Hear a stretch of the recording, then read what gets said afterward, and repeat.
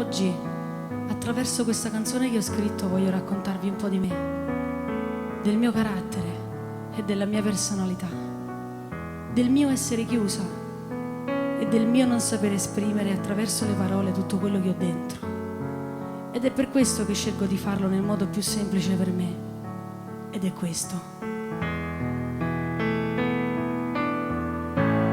Sono cresciuta nell'ingenuità, con i sogni tra le mani e con la voglia di cantare. Passavo giorni in camera, quanti versi di poesie scrivevo già. Ho sempre dato l'anima nella vita e nella musica, anche quando c'è una lacrima, si accende questo sole che illumina il mio cuore.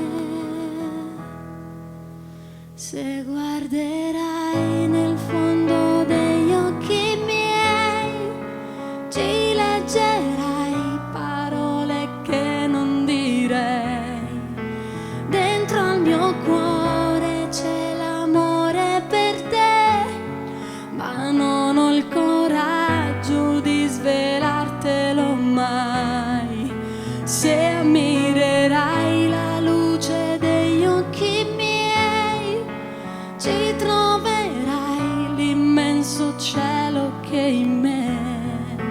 Con le canzoni ti regalerò tutto l'affetto che nutro per te, è l'essenza di me.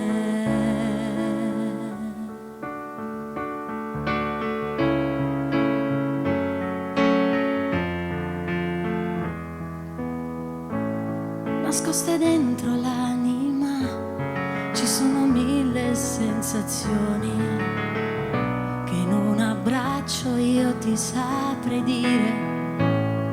In silenzio ascolterò la voce del tuo cuore che vive in te.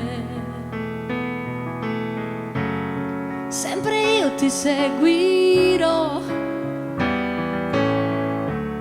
nei sorrisi e nelle lacrime. Oltre le apparenze scoprirai che c'è una stella innamorata che ti guida per la vita. Se guarderai